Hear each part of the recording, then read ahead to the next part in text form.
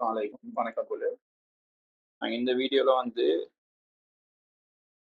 2026 2027 பற்றி நடந்த state time paper எம்சிக்கு டிஸ்கஷனை தான் பார்க்க போகிறோம்.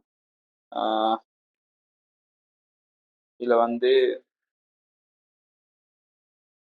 25 கேள்வி இதுவரையில் இருக்கிற ஒவ்வொரு கேள்வியாக பார்த்துக்கொண்டு போகும் புள்ளல். சரி, ஓகே, பாருங்க. முதலாவது கேள்வியை முதலாம் கேள்வி செல்லுகிற லெம்டா சமன் ஹெச்ஓபி. சரி,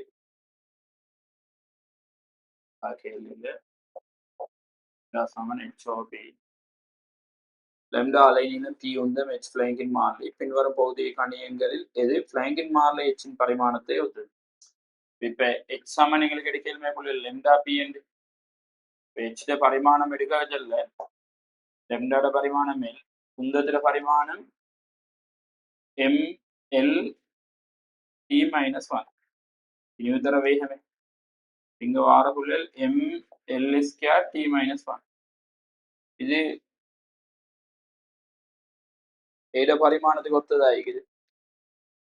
எம்எல் ஸ்கொயர் டி -1 செல்லது கோண உந்தமே புள்ளல. கோண உந்தமன் செல்லுது நாங்க செல்லுக. சரி, எல் சமன் ஏ பரிமாண உந்தத்தின் திருப்பமே பி இன்டு ஆர். அதை வச்சு மணிக்கு இங்கே பீக்கு இங்க பீக்கிற இங்க லெம்டா அலைநீளம் ஈகிற இங்க தூரம் ஈகிற. சரி, இதுக்கும் பரிமாணம் வரப்போற எம்எல் ஸ்கொயர் டி -1 தான். சரி, அப்ப பிளாங்கின் மாறிலிட பரிமாணத்துக்கு ஒத்தது தாரன்னு சொன்னா கோண உந்தம். அப்ப ஆசை வரணும் 5வது இடத்துல.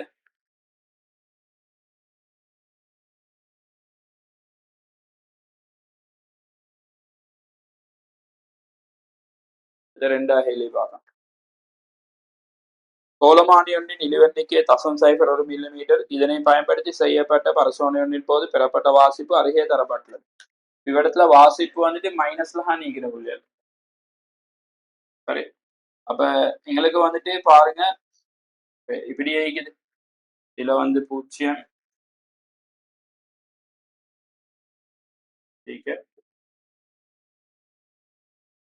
இங்க வந்துட்டு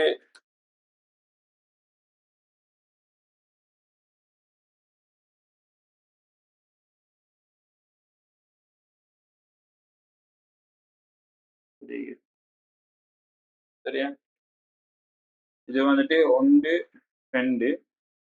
அப்ப நாங்க இருக்கிற புள்ளியல் இடத்துல வந்து 2 சக 2 சக. அப்புறம் எத்தனாம் பெரிய பொருந்ததுன்னு பார்க்கணும். அவடத்துல வந்துட்டு கொஞ்சம் நிதானமா அவதானிக்க வேண்டி வரும் புள்ளியல் இடத்துல 59வது பிரிவு இருந்தது. அப்படின்னா மைனஸ்ல இருந்தா நீங்க என்ன செய்யணும்னா 100 மொத்த பிரிவுலேருந்து இந்த 59வது பிரிவு பொருந்த பிரிவை கழிக்கணும். சரி, கழிச்சு அதை இழிவெண்ணிக்கையால கழிக்கணும். -2 சக இங்க வரும் 0.4 உண்டு. -2.41 மில்லிமீட்டர். சரியா, அல்லது இப்படி செய்ய மேலும் புள்ளியல் இதை வந்து உங்களுக்கு இப்படி செய்யணும். இதுல -1 -2. சரி, இதை -3 எடுக்கிறேன். -3 எடுத்தா இப்ப -3 சக நார்மலா வாசிப்படிக்கிற மாதிரி. இப்ப 59 பிரிவு குறைஞ்சதுன்னா 59.0 சரி, அப்ப -3 சக 0.59 இங்கே -2.41 மில்லிமீட்டர் வரும். இதுவும் சரி, இனி செய்யணும். 2 மெத்தடையும் யூஸ் பண்ணலுமா? சரி,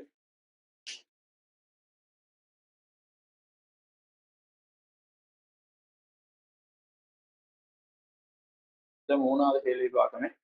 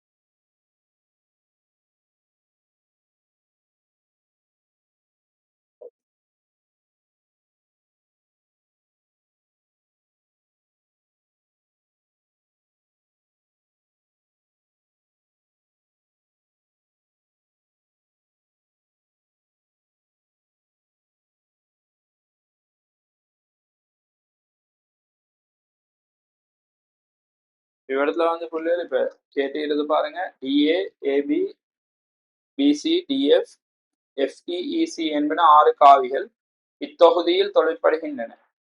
விலையல் காவியாக அமையும். இப்ப பாருங்க, இப்ப இந்த டிஏ, ஏபி, பிசி அந்த 3 காவியம் கூட்டினா டிசின்னு வருமே இடத்துல. டிசி திரும்ப டிஎஃப், எஃப்இ, இசி அதையும் கூட்டினா திரும்ப ஒரு டிசி. அப்ப டிசி எத்தனை 2, அப்ப 2 டிசி. சரி, 2 டிசி.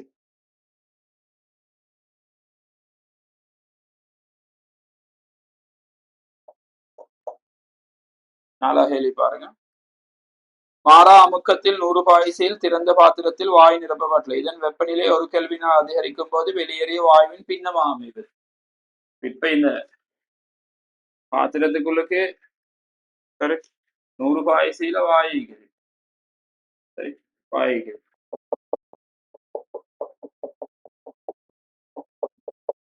சரியா. அப்ப N1 இதுன்னு வைங்களேன். நீங்க வெப்பநிலை 1 கெல்வினால கூட்டினா என்ன நடக்கும்னு சொன்னா இப்ப இதுல இந்த கனவளல வைக்கலுமான வாயு மூலக்கூறுகளுக்கு நீக்க வேண்டிக்கிறேன் இல்லாட்டி மூல் ஒண்டிக்கிறேன். அந்த மூல் வந்துட்டு இப்ப நீங்க இப்படி யோசிங்க, நான் இப்படி சொல்லணே. இப்ப டிவி சமன் என்னாட்டி சரி, டிவி சமன் என்னாட்டி அமுக்கம் மாறுதல். குறித்த கனவளவுடைய ஒரு பாத்திரத்துல வைக்கலுமான இப்ப N1 மூல் ஈக்குதுன்னு சொன்னா அதுக்கு ஒரு வெப்பநிலைக்கு 100 பாய்சி. அப்படின்னா 100 பாய்சி வெப்பநிலையில வைக்கலுமான மூல் எண்ணிக்கை N1. சரி, அப்ப 100 பாய்சின்னு சொன்னா 373 கெல்வின். 373 கெல்வின்ல வைக்கலுமான மூல் வந்துட்டு எடுத்தீங்கன்னா நாங்க N1.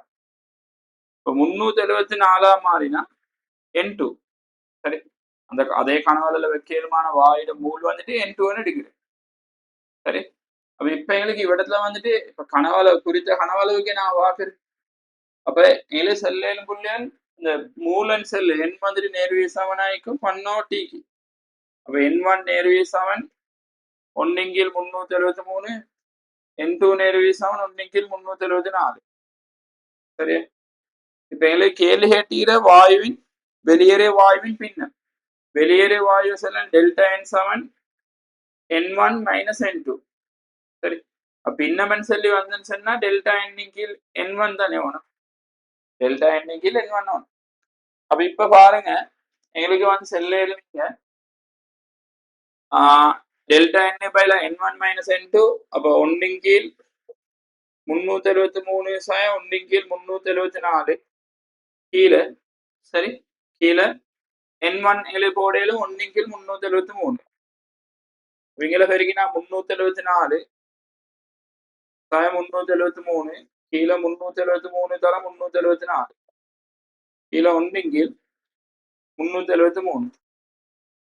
இவரத்துல பாருங்க, இந்த 373 வெடிபட்டுரும். 374 373 போனா 1 கீழே 374. இதுதான் ஆன்சர். அது ஆன்சர் மாறும். அப்ப 4வது கேள்விக்கு குறித்த ஆன்சர் முதலாவது இல்ல 2வது வரணும். 1/3 374. சரி,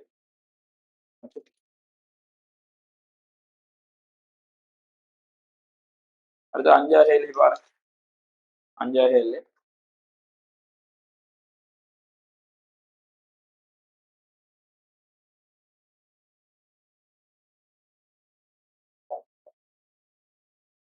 எளிய ஊசலின் நீளம் L, ஊசற்குண்டின் திணிவு M1, விச்சொல்லின் விசைமாறி K, இணைக்கப்பட்ட திணிவு M2 இரண்டையும் மீதங்கள் சமனாகும். விச்சொல்லின் இணைத்த திணிவு 2M2 ஆக மாற்றப்படின் எளிய ஊசல் விச்சொல்லின் புதிய மீட்டனுக்கு சமனாக அதிர்வுற்றது. எளிய ஊசலின் புதிய நீளம் ஆரம்ப நீளத்திற்கு புதிய நீளம் ஆரம்ப நீளத்திற்கும் இடையே விகிதம். ஓகே, இவ்விடத்துல வந்துட்டு புள்ளிகள் எங்களுக்கு வந்து இப்ப இந்த மீட்டர் வந்துட்டு சமனா வரணும். எங்களுக்கு வந்து செல்லேலும் சரியா. இப்ப எளிய ஊசல் எடுத்தன்னு சொன்னா மீட்டர் வந்துட்டு 1/2 2π GOL. விச்சொல் எடுத்தன்னு சொன்னா S7 1/2 2π KOM. ரெண்டு கட்டத்துல மீட்டர் சமனாக வருது. மீட்டர் சமனா வரணும்னா இது 1/2 2π GK எல்லாம் மாறலி. அப்ப இங்க 1/√L நேர்வே சமனாயிக்கணும் ஒன்றைக்கு ருட்டம் இப்படி இருந்தா தான் நடக்குது. சரியா? இப்ப எங்களுக்கு வந்து இதுலயும் செல்லும் டெல் இல்லாட்டி எல் நேர்வே சமனாகணும்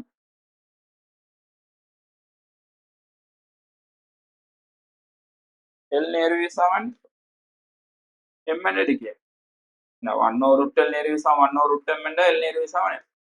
அப்ப இப்ப வந்துட்டு பாருங்க ஆரம்பத்துல திணிவு வந்துட்டு M1 சரி இப்ப 2M1 மாறுதுன்னா ஆரம்பத்துல இந்த நீளம் எல்லாம் இப்ப நீளம் எத்தி ஆயிக்கும் 2L. அப்ப இப்ப ஹேட்டிகிற புதிய நீளம் ஆரம்ப நீளத்திற்கு இடையிலான விகிதம். புதிய நீளம் 2L ஆரம்ப நீளம் L ஆகவே 2க்கு 1 சரியா?